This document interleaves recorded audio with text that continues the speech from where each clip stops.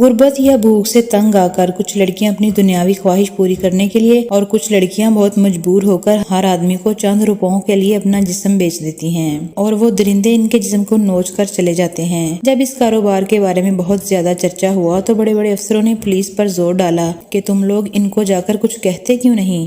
پہلے تو وہ پولیس والے رشوت لے کر چلے جاتے، لیکن جب ان کے سر سے پانی اوپر ہوا تو انہوں نے اس عورت کو کہا کہ آپ اب یا تو ہمیں اور خرچہ دو یا تمہیں یہ دھندا بند کرنا پڑے گا۔ اس عورت کے پاس بہت پیسہ جمع ہو چکا تھا۔ اس نے ان کو بہت ساری رقم دی اور کہا اپنے اوپر والوں تک پہنچا دیں اور اوپر والوں کا منہ بند کر دیں۔ ایک دن ایک بہت ہی خوبصورت اور حسین و جمیل لڑکی اس کوٹھی کے دروازے پر آئی۔ وہ عورت اس کو دیکھ کر بڑی خوش ہوئی، یہ بھی کوئی اپنے جسم کو فروخت کرنے والی ہوگی، اور اس کا حسن دیکھ کر وہ تو پاگل ہی ہو گئی۔ اب وہ اسے اپنے کمرے میں لے آئی اور اس کو سب کچھ بتانے کے بعد اس کو اپنے کمرے میں بٹھا دیا، اور تھوڑی ہی دیر بعد ایک بہت بڑا افسر اس کوٹھے پر آیا تو وہ عورت اس لڑکی کے کمرے میں اس کو لے کر گئی، لیکن وہ افسر تھوڑی ہی دیر بعد واپس چلا گیا۔ پھر دوسرے دن بھی ایسا ہی ہوا، جو کوئی بھی نوجوان آتا تو بغیر کچھ کہے وہاں سے چلا جاتا۔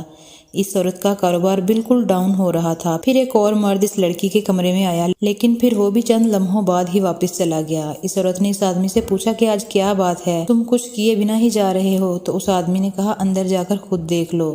تو عورت بہت پریشان ہوئی، اور جب وہ اس کمرے میں گئی تو اس کے پیروں تلے زمین نکل گئی، کیونکہ وہ لڑکی اندر عبادت کرنے میں مصروف تھی۔ اس عورت نے پوچھا کیا لڑکی تمہیں معلوم نہیں کہ یہاں کیا کام ہوتا ہے اور تم یہاں عبادت کرنے میں مشغول ہو گئی ہو؟ تو اس لڑکی نے کہا جب میں اس کوٹھے کے پاس سے گزر رہی تھی تو اس کے دروازے پر لکھا تھا کہ اپنے جسم سے جو کچھ کمانا چاہتے ہو کما لو۔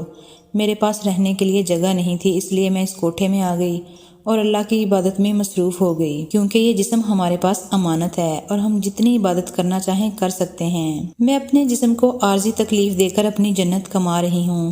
کیا آپ نے دروازے پر نہیں لکھا کہ اپنے جسم سے جو کچھ کمانا چاہتے ہو کما لو؟ تو اس عورت نے کہا ہاں تمہاری بات بالکل درست ہے، میں نے یہ ضرور لکھا ہے، لیکن میں نے اس کام کے لیے نہیں لکھا۔ تو اس لڑکی نے اس عورت سے کہا جو کام تم اس دنیا میں کر رہی ہو تو شاید تمہیں جہنم میں بھی جگہ نہ ملے۔ تم ان معصوم، مجبور اور لاچار لڑکیوں کو یہاں لے آئی ہو تو ان کے جسم کو امیر زادے نوچ کر چلے جاتے ہیں۔ قیامت کے دن تم سے ایک ایک لڑکی اپنے جسم کا حساب لے گی، اور قیامت کے دن تمہیں اپنے جسم سے کمانے کے لیے اور کچھ نہیں ملے گا۔ یہ بات اس عورت کے دل کو جا لگی۔ پھر اس نے کہا تمہاری بات بالکل درست ہے۔ پھر اس نے کہا کہ تم اپنے سے پوچھو کہ تم اتنے سالوں سے یہ کام کر رہی ہو، کیا تمہیں کوئی سکون ملا؟ تو اس نے کہا ایسا ایک بھی لمحہ نہیں گزرا جس میں نے سکون کا سانس لیا ہو۔ پھر اس لڑکی نے کہا تمہارے کہنے کے مطابق درندے اس کمرے میں آئے اور یہاں سے چلے گئے، لیکن میں اپنے رب کی یادوں میں اتنی محو تھی کہ مجھے اس بارے میں پتہ ہی نہیں چلا، اور مجھے تم سے زیادہ بے وقوف اور دنیا میں کوئی نہیں لگتا، کیونکہ تم اس دنیا کے لیے کما رہی ہو جس میں رہنے کے لیے ایک سیکنڈ کا بھی پتہ نہیں۔